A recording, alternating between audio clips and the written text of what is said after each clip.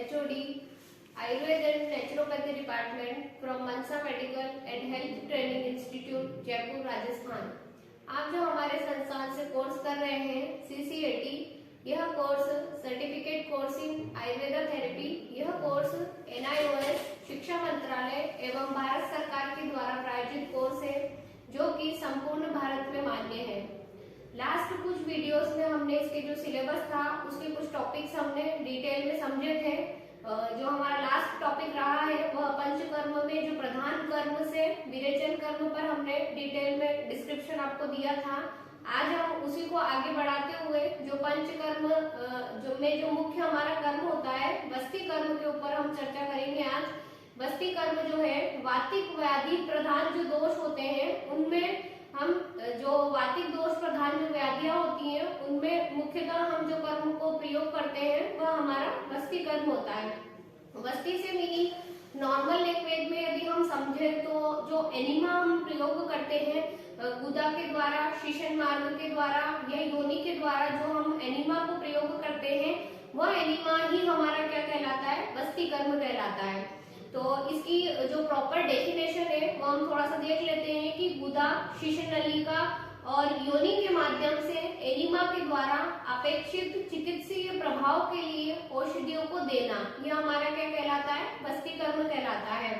यदि हम इसे डिटेल में समझते हैं तो हमने देखा था कि जो हमारे पंचकर्म की जो हम पूर्व कर्म करते हैं तो पूर्व कर्म के द्वारा हमारा क्या होता है कि दोषों का विघटन होता है, यानी कि दोष अपनी जगह पर टूटते हैं और टूटने के बाद में चलायमान होकर के यानी कि उनमें मूवमेंट हो जाती है और मूवमेंट होने के बाद में वे कोष्ठ में आकर के इकट्ठा होते हैं।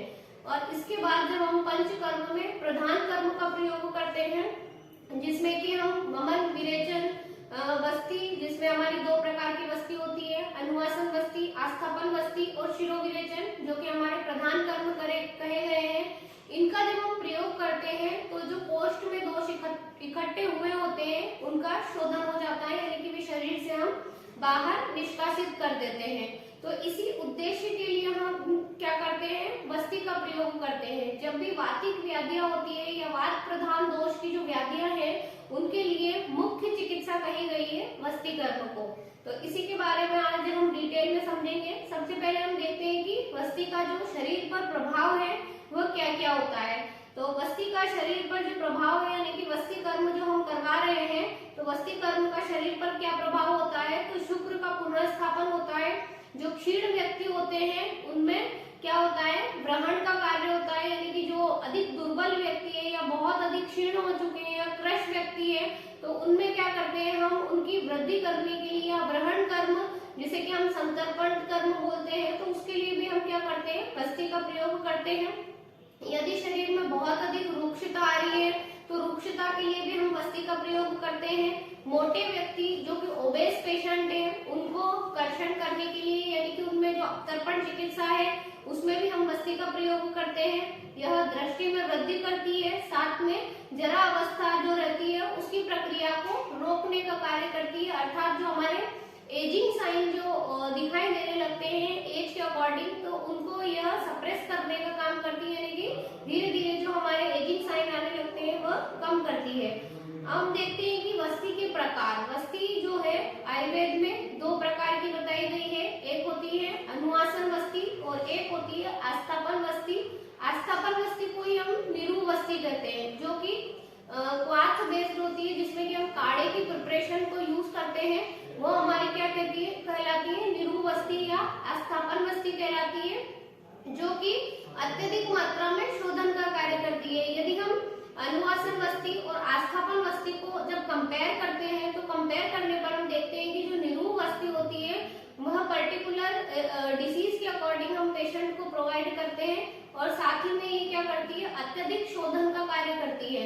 साथ ही इन दोनों में जो डिफरेंस होता है आस्थापन वस्ती और अनुवासन वस्ती में, वह मेन डिफरेंस ये होता है कि जो आस्थापन वस्ती है या निरू वस्ती जो हम प्रयोग करते हैं वह काढ़े पर बेस्ड होती है, यानी कि वस्ती का जो द्रव हम यूज कर रहे हैं वह क्वाथ होता है, क्वाथ को हम प्रयोग करते हैं और क्वाथ की जो क्वांटिटी होती है वह क्वांटिटी हमारी 500 ml से लेकर के 1000 ml या फिर रोगी के अनुसार बताई गई है। इसके बाद जब हम अनुवासन वस्ती को देखते हैं तो अनुवासन वस्ती जो होती है वह ऑयल बेस्ड होती है, यानी कि जो उसका जो प्रिपरेशन हम तैयार करते हैं वह ऑयल बेस्ड होती है, चिकनापन लिए हुए होती है, तेल का जो प्रिपरेशन होता है वह हम अनुवासन वस्ती में प्रयोग करते हैं। तो ये इनका मेन डिफरेंस होता है, जो अनुवासन वस्ती और आस्थापन वस्ती हम प्रयोग करते हैं। अब इसके बाद हम देखते हैं कि कौन सी व्याधियों में हमें अनुवासन वस्ती का प्रयोग करना है और किस व्याधि में वर्जित कहा गया है, या आस्थापन वस्ती का जो है कौन सी व्याधियों में हमें प्रयोग करना होता है और किसमें वर्जित यानी कि कॉन्ट्राइंडिकेटेड कहा गया है। तो इस पर थोड़ा सा हम फोकस करते हैं। तो आस्थापन वस्ती को हम सबसे पहले देखते हैं कि आस्थापन वस्ती जो है निरूह वस्ती वह हमें कौन कौन सी व्याधियों में देनी चाहिए। तो 80 प्रकार के वात रोग, जैसा कि अभी मैंने बताया पहले कि आपको वातिक व्याधियां जितनी भी होती हैं उन सभी में हम क्या करते हैं, वस्ती को श्रेष्ठ चिकित्सा बताया गया है। इसीलिए 80 प्रकार के जो वातिक रोग होते हैं उन सभी में हम क्या करते हैं, आस्थापन वस्ती को प्रयोग कर सकते हैं।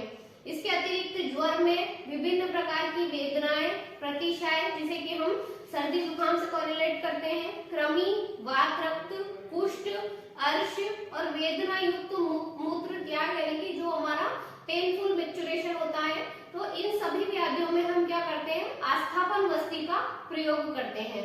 अब हम देखते हैं कि कौन सी व्याधियों में आस्थापन वस्ती को वर्जित बताया गया है, यानी कि कॉन्ट्राइंडिकेटेड बताया गया है। तो अपच, अत्यधिक स्नेहन, मंदाग्नि, दुर्बल, थकावट, भोजन किया हुआ व्यक्ति, क्रोध, अनिद्रा, उदरशोथ, विसूचिका, पांडु जिसे कि हम एनीमिया बोलते हैं, भ्रम, गर्भावस्था, बाल्यावस्था और वृद्धावस्था इत्यादि जो भी व्याधियां कही गई है, इनमें सभी में क्या है कि आस्थापन वस्ती यानी कि जो निरूह वस्ती होती है उसे कॉन्ट्राइंडिकेटेड कहा गया है। ऐसी व्याधियों में हमें आस्थापन वस्ती का प्रयोग नहीं करना होता है। अब इसके बाद हम देखते हैं अनुवासन वस्ती हमें कौन कौन सी व्याधियों में प्रयोग करना है।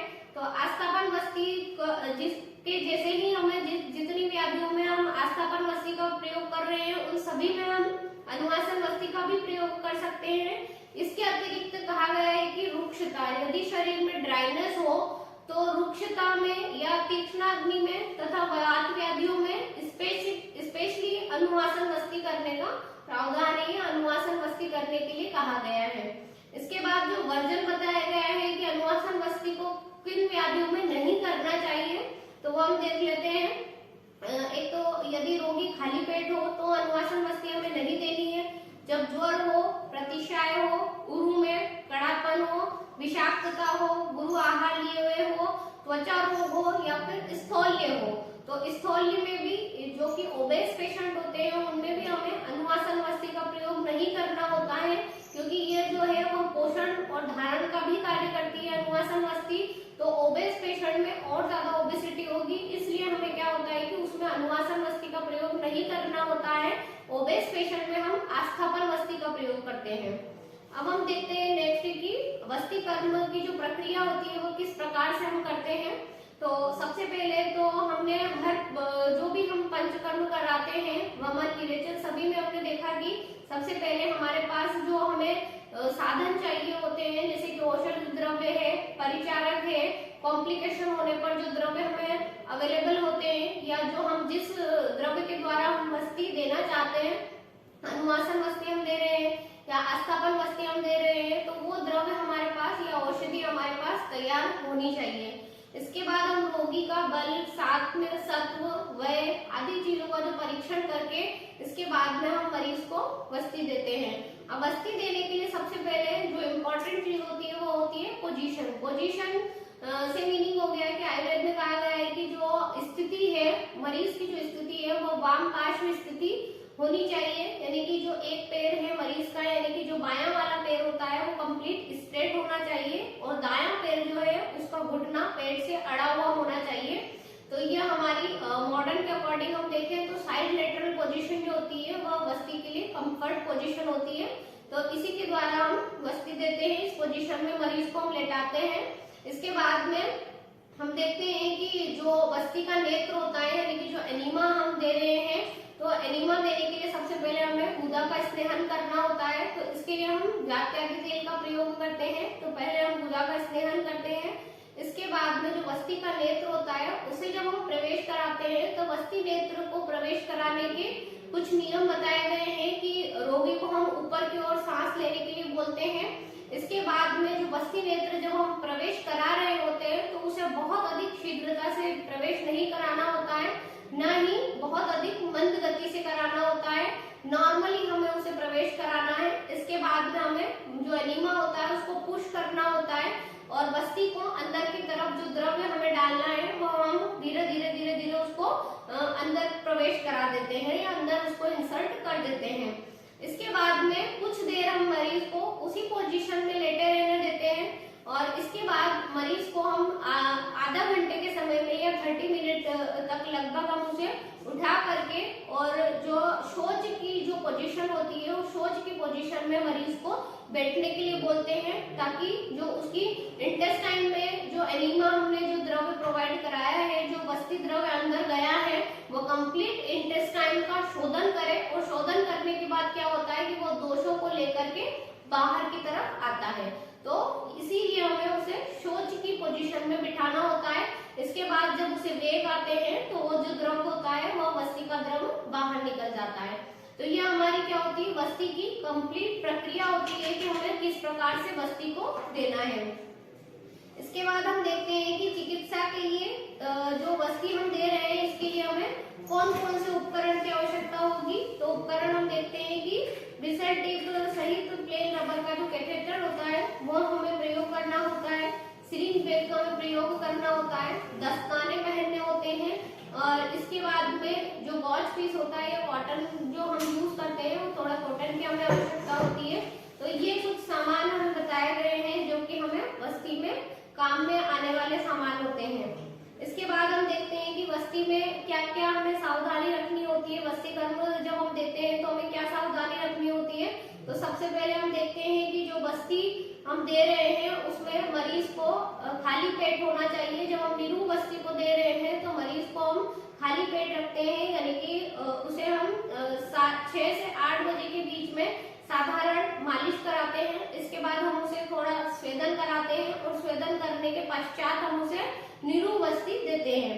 इसके बाद हम देखते हैं कि यदि 1 घंटा हमने औषध का इंतजार किया, यानी कि हम जब वेट करते हैं शौच की पोजीशन में जब हम मरीज को बिठाते हैं और बस्ती द्रव्य 1 घंटा वेट करने के बाद भी यदि बाहर नहीं आता है तो उस कंडीशन में हमें क्या करना होता है कि यवक्षार, गोमूत्र और अम्ल द्रव्यों से बनी हुई हमें दूसरी बस्ती उसको देनी होती है, ताकि जो बस्ती हमने उसे दी है यदि वह बाहर द्रव्य नहीं आ पा रहा है तो 1 घंटे के बाद हमें उसे अम्ल द्रव्यों की दूसरी बस्ती लगानी होती है। तो ये हमारी कुछ सावधानियां बताई गई है जो कि हमें ध्यान रखनी होती है। इसके बाद में हम देखते हैं कि जो निरू बस्ती होती है तो निरू बस्ती में या आस्थापन बस्ती में जो द्रव होता है वो 15 से 30 मिनट के अंदर, यानी कि जो हमारा हाफ आवर होता है, आधा घंटे के समय में औषध द्रव्य को बाहर आ जाना चाहिए। और इसके बाद में 1 घंटे के पश्चात मल और मूत्र के उसको वेग आने लगते हैं। तो जो बाकी बचा हुआ औषध द्रव होता है वो भी अंदर से शोधन करके कंप्लीटली इंटेस्टाइन को क्लीन करके और बाहर की तरफ आ जाता है। और जो बस्ती कर्म है वो स्पेशली वातिक दोषों के लिए ही बताया गया है। इसके बाद हम देखते हैं कि कौन कौन से इसमें उपद्रव होते हैं। तो उपद्रव में हम देखते हैं कि जलन की प्रतीति हो सकती है प्रयुक्त स्थान पर, जिस भी स्थान पर हम जैसे कि गुदा बस्ती हम दे रहे हैं या उत्तर बस्ती जो दी जाती है तो उत्तर बस्ती जो है योनि मार्ग के द्वारा दी जाती है। तो इस प्रकार से यदि जो जिस भी स्थान पर हम प्रयोग कर रहे हैं वहां पर जलन की प्रतीति हो सकती है तो उसके लिए हम जात्यादि तेल का प्रयोग कर सकते हैं। असामान्य थोड़ा सा असामान्य की प्रतीति होती है, शिरोशूल होता है, कब्ज हो सकता है, अतिसार हो, तो इनके लिए भी क्या होता है कि जो भी प्रॉब्लम आ रही है वो प्रॉब्लम के लिए या कॉम्प्लिकेशन के लिए हमारे पास औषध अवेलेबल होना चाहिए। तो ये हमने देखा कि जो हमारा बस्ती कर्म है वो हमें किस प्रकार से संपन्न करना है। और स्नेहन बस्ती में हम देखते हैं कि जो अनुवासन बस्ती हम प्रयोग कर रहे हैं उसकी जो मात्रा होती है वो मात्रा 150 से लेकर के 300 ml तक हमारी जो मात्रा होती है, जो कि अनुवासन बस्ती हम तेल बेस्ड देते हैं, ऑयल बेस्ड प्रिपरेशन हमारी होती है। तो ये हमारी अनुवासन बस्ती होती है।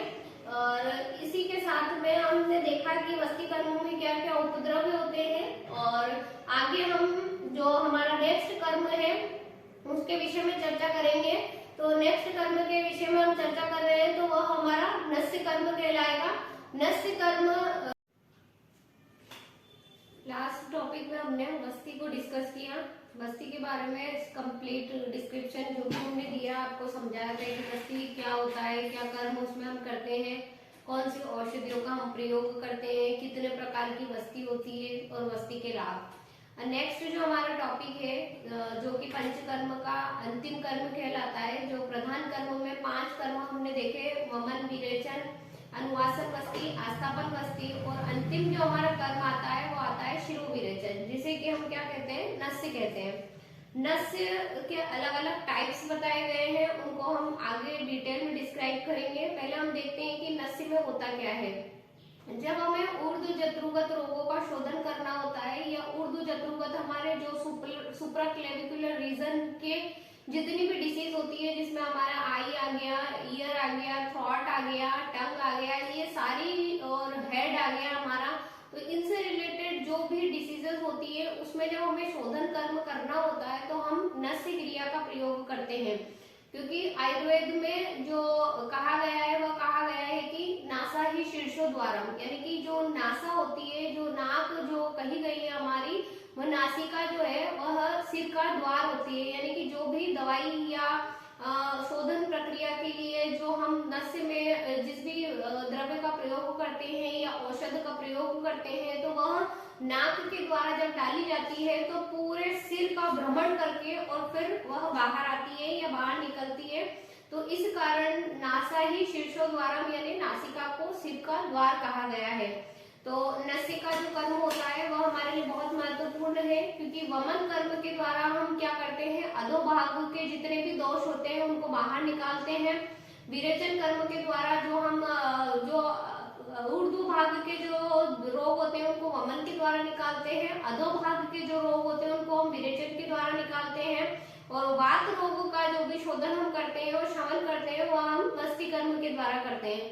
परंतु जो दोष हमारे ऊर्ध्व जत्रुगत जो एरिया है उसके अंदर जो हमारे बचे हुए रहते हैं, तो उनका जो हम शोधन करते हैं तो उसके लिए नस्य क्रिया या शिरोविरेचन जिसे हम कहते हैं, तो एक महत्वपूर्ण प्रोसीजर होता है, और यह अंतिम कर्म भी हमारा कहलाता है। प्रधान कर्म जो हमारे पंचकर्म कहे गए हैं उसमें जो अंतिम कर्म होता है, या हम किसी पेशेंट को जब पूरा पंचकर्म कराते हैं तो उसमें अंत में हमें जो है शोधन कर्म के रूप में नस्य कर्म कराना होता है।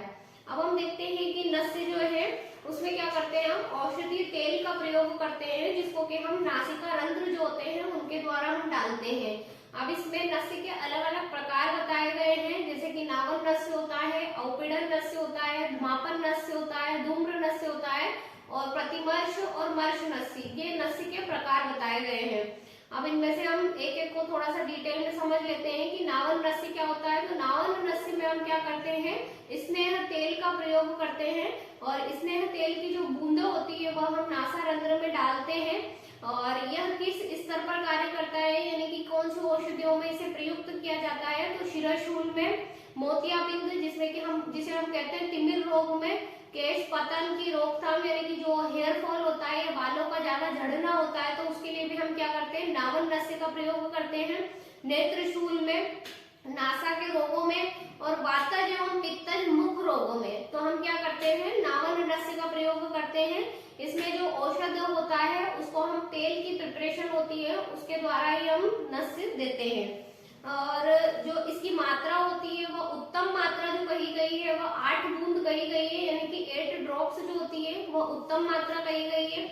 मध्यम मात्रा 6 बूंद कही गई है, और जो हीन मात्रा है वह 4 बूंद कही गई है। तो यह दोषों के अनुसार एवं रोगी के अनुसार हम डिसाइड करते हैं या हमें कितनी मात्रा जो है वह नस्य की मरीज को देनी है।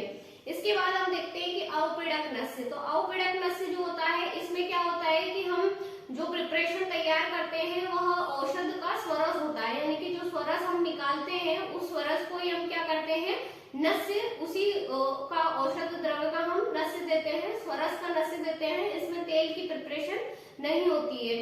तो ये कौन कौन से रोगों में निर्दिष्ट किया गया है, तो मूर्छा रोग संन्यास में, भ्रम में, विषाक्तता में और मदात्य रोग में। तो ये क्या है, अपीड़क नस्य बताया गया है या निर्दिष्ट किया गया है। इसके बाद जो हमारा आता है धूमापन नस्य, जिसे कि हम धूम्रपान भी कह सकते हैं। तो इसमें क्या होता है कि औषध का जो चूर्ण होता है वह नाड़ी यंत्र के द्वारा, नाड़ी यंत्र जो एक नाड़ी सा यंत्र बना होता है, तो उसमें हम क्या करते हैं कि उसमें नलिका की सहायता से नासारंध्र के अंदर क्या करते हैं, धुएं को देते हैं।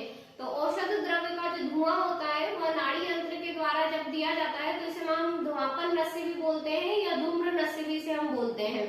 तो यह कौन कौन से रोगों में निर्दिष्ट किया गया है, मानसिक रोगों में, विषाक्तता में और क्रमिक विषाक्तता जो रोग होता है, यह क्रमिक शिरो रोग होता है, जिसमें कि शिरो रोग के जो अलग अलग टाइप्स बताए गए हैं उसमें से एक क्रमिक शिरो रोग भी बताया गया है।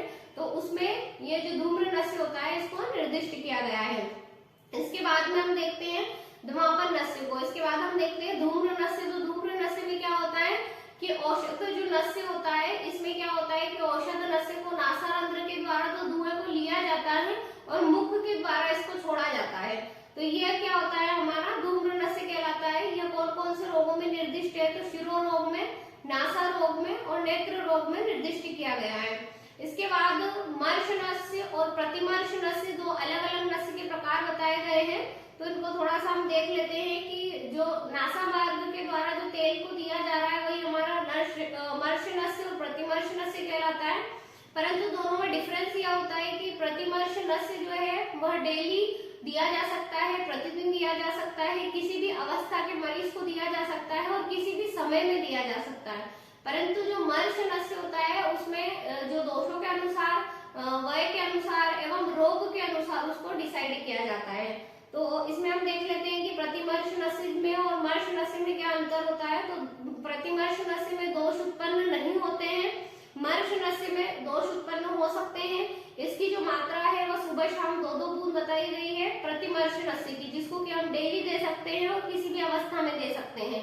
और जो मर्श नस्य होता है उसकी उत्तम मात्रा 8 बूंद बताई गई है, मध्यम मात्रा 8 बूंद बताई गई है, उत्तम मात्रा 10 बूंद बताई गई है और जो हीन मात्रा है वह 4 बूंद बताई गई है। और जो प्रतिमर्श नस्य और मर्श नस्य में एक मेन डिफरेंस आता है कि जो प्रतिमर्श नस्य है वह बिना किसी व्याधि के भी दिया जा सकता है। नॉर्मली हम जो नस्य करते हैं वो हमारा प्रतिमर्श नस्य कहलाता है, जिसमें कि डेली नाक में तेल की 2 बूंद व्यक्ति डाल सकता है, चाहे वो रोगी हो या नहीं हो, किसी भी अवस्था का हो।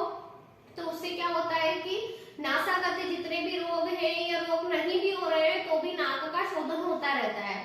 और मर्श नस्य में क्या होता है कि उसे किसी एक रोगाधिकार, विशेष रोगाधिकार के पर्पज से दिया जाता है और साथ में इसमें क्या होता है कि उपद्रव भी उत्पन्न हो सकते हैं, तो कुछ कॉम्प्लिकेशंस होते हैं तो उनको भी हमें संभालना होता है। अब प्रतिमर्श नस्य जो है उसका किस किस में निर्देश किया गया है तो वो हम देख लेते हैं कि व्यायाम के पश्चात, मैथुन क्रिया के पश्चात, प्राकृतिक वेगों के निकलने के पश्चात, कवल धारण के पश्चात, वमन के पश्चात, भोजन के पश्चात, हास्य के पश्चात, दिवाशयन के पश्चात और सोने के समय।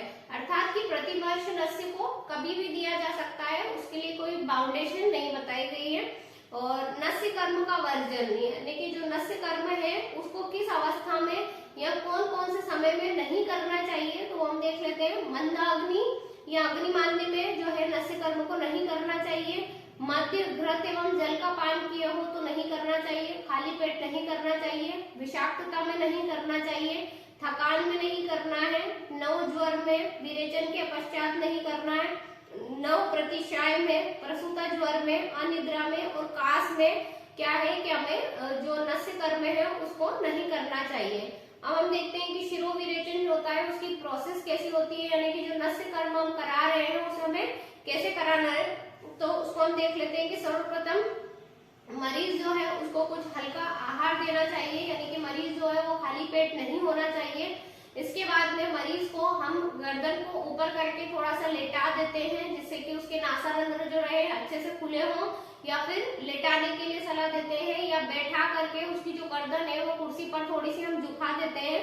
इसके बाद में क्या करते हैं, हम मस्तक पर थोड़ा सा स्नेहन और स्वेदन करते हैं। स्नेहन पहले हम करते हैं, इसके बाद हल्का सा उसको स्वेदन करते हैं ताकि जो दोष है उनका विघटन हो जाए और वो एक जगह आकर के इकट्ठे हो जाए।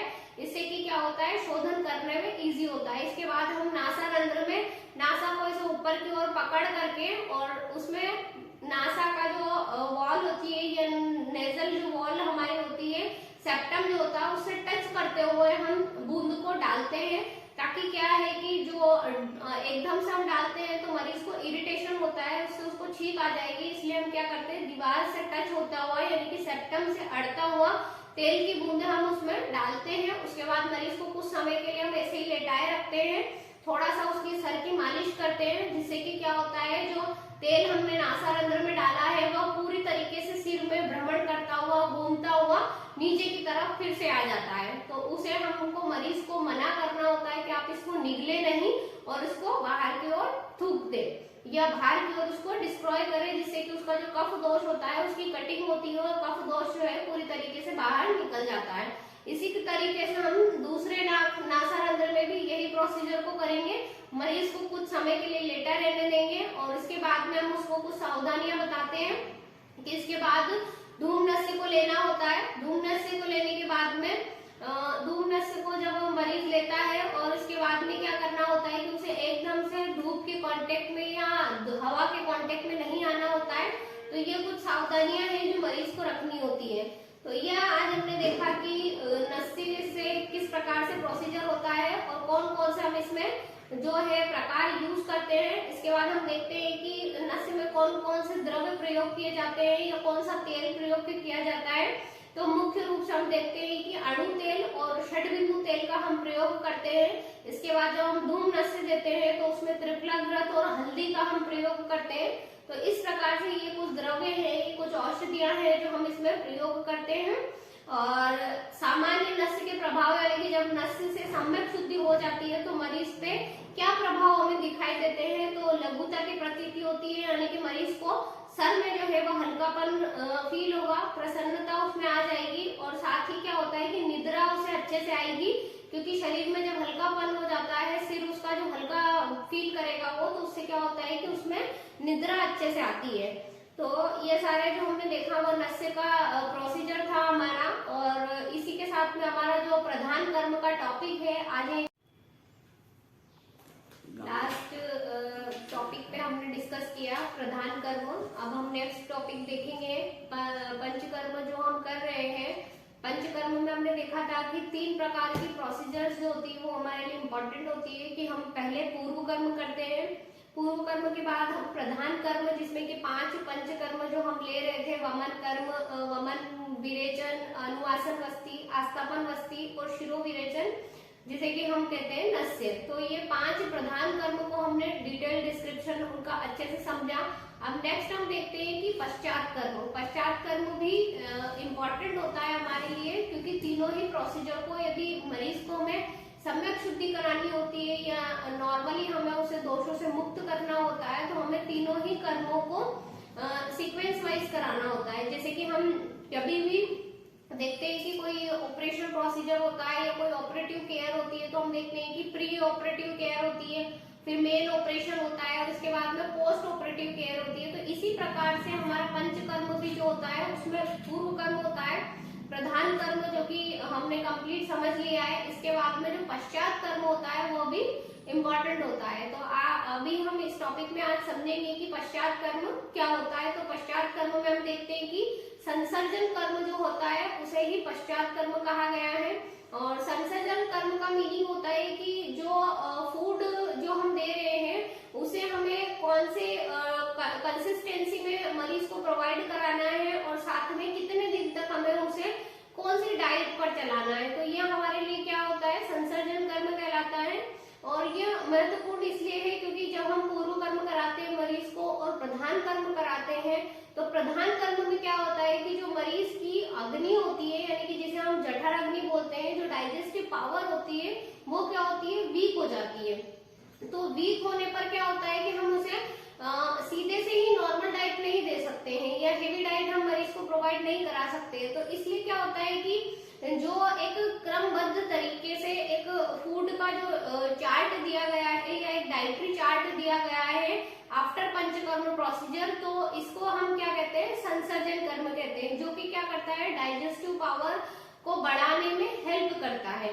तो हम इसे समझते हैं कि यदि मरीज की जैसे कि शुद्धि पर डिपेंड करता है। हमने देखा था कि जो भी हम प्रोसीजर्स कराते हैं उसमें एक उत्तम शुद्धि होती है, एक होती है मध्यम शुद्धि और एक होती है हीन शुद्धि।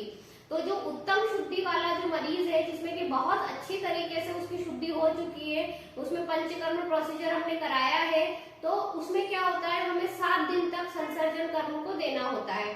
और यदि मरीज में मध्यम शुद्धि हुई है तो हमें 5 दिन तक उसका संसर्जन कर्म चलाना होता है। और यदि मरीज में हीन शुद्धि हुई है तो उसे हमने 3 दिन तक जो है वो डाइटरी चार्ट फॉलो कराना होता है।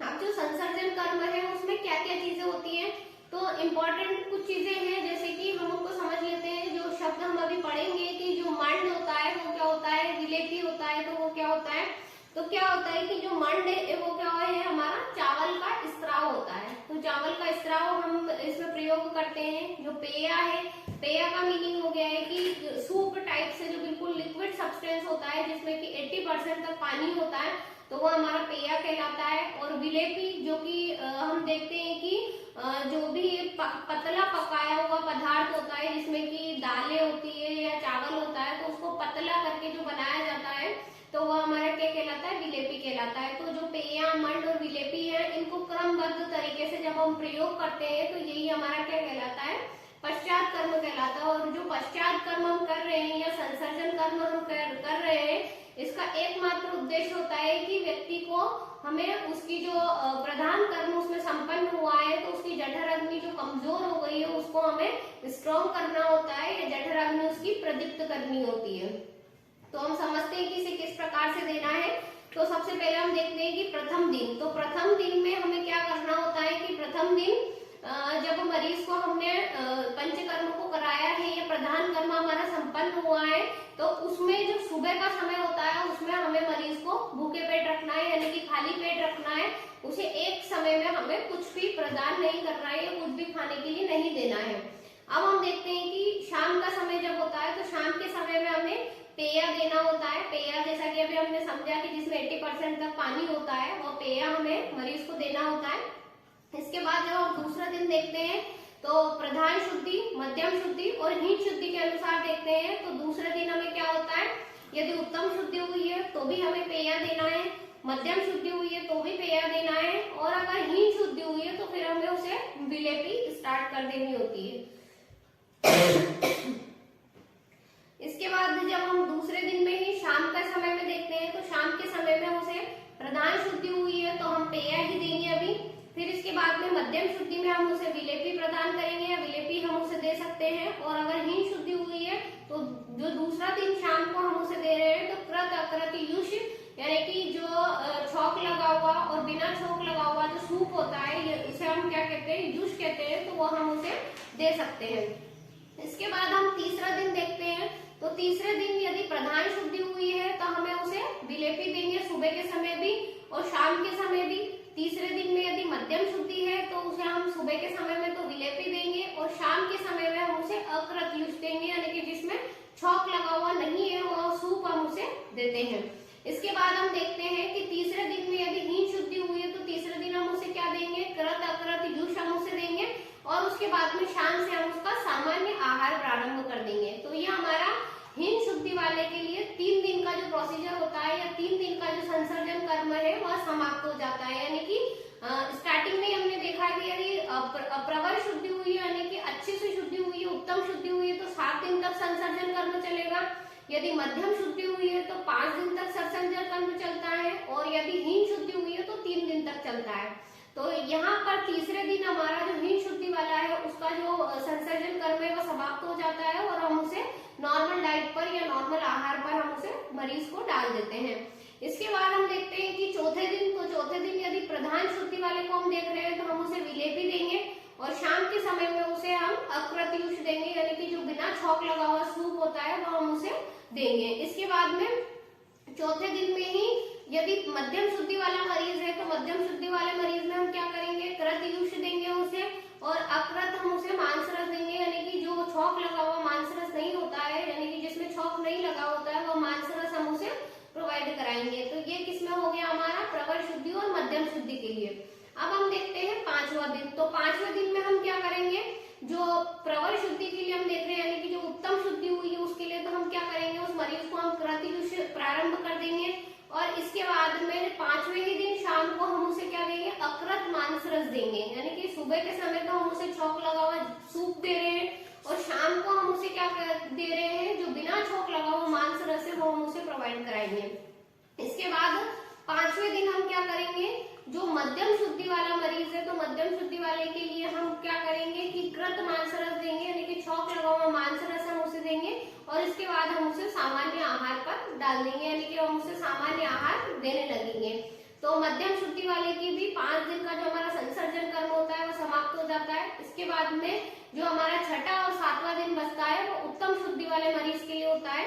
तो छठे दिन हम उसे क्या करेंगे, अकृत मांस रस देंगे सुबह के समय में और शाम के समय में हम उसे कृत मांस रस देंगे, यानी कि छौंक लगा हुआ मांस रस देंगे। और यही 7वें दिन हम प्रारंभ करेंगे। तो 7वें दिन हम क्या करेंगे कि कृत मांस रस यानी कि छौंक लगा हुआ मांस रस, जिसमें कि हींग है, काली मिर्च है, इनका जो बघार हम लगाते हैं या छौंक हम लगाते हैं तो वह हम उसे कृत मांस रस देंगे। और इसके बाद में हम उसे शाम के समय से सामान्य आहार दे देंगे, यानी कि 7 दिन संसर्जन कर्म कराने के बाद हम उसे क्या करेंगे, सामान्य आहार प्रोवाइड करा देंगे। तो ये हमारा कंप्लीट क्या कहलाता है, संसर्जन कर्म कहलाता है। तो इस प्रकार से हम क्या करते हैं कि हीन शुद्धि के अनुसार 3 दिन, मध्यम शुद्धि के अनुसार 5 दिन और जो हमारी प्रधान शुद्धि होती है उसके अनुसार हम 7 दिन तक यह जो डाइटरी चार्ट है, यानी कि पेया, विलेपी, कृतयूष, अकृतयूष, कृत मांस रस और अकृत मांस रस, इसको हम क्रमबद्ध तरीके से मरीज को देते हैं और उसके बाद हम उसे सामान्य आहार पे लाते हैं, जिससे कि क्या होता है, धीरे धीरे उसकी जठर अग्नि प्रदीप्त हो जाती है और जो डाइजेस्टिव पावर है वो क्या होती है, स्ट्रॉन्ग हो जाती है। तो ये इस प्रकार से हमारा पश्चात कर्म कहलाता है। और पश्चात कर्म करना, जो प्रधान शुद्धि हमने कराई है या पंच कर्म के पश्चात जो पश्चात कर्म हम कर रहे हैं, संसर्जन कर्म हम कर रहे हैं, रोगी के लिए बहुत आवश्यक होता है, क्योंकि जो प्रधान कर्म हमने किया है उसमें जो रोगी की डाइजेस्टिव पावर होती है या जठर अग्नि जो होती है वो बहुत ज्यादा वीक हो जाती है। तो उसको स्ट्रॉन्ग करने के लिए, उसे सामान्य आहार पे लाने के लिए हमें इस क्रमबद्ध तरीके से उसे सामान्य आहार पर लाना होता है। तो ये आज हमने समझा संसर्जन कर्म। इसके बाद जो आपका सिलेबस है इसके अकॉर्डिंग आपको स्वस्थ व्रत, दिनचर्या, ऋतुचर्या, रात्रिचर्या ये दिया हुआ है। तो ये हम 721 वाले आपके जो सिलेबस वाला जो था उसके ऊपर हम चर्चा कर चुके हैं। तो आप उनकी जो कुछ वीडियोस है हमारे दिनचर्या, रात्रिचर्या और ऋतुचर्या पे, उनके अकॉर्डिंग आप इस चीज को देख सकते हैं। और नेक्स्ट टॉपिक में हम कुछ आगे वाले जो आपके टॉपिक्स दिए हुए हैं उस पर चर्चा करेंगे। तब तक के लिए धन्यवाद।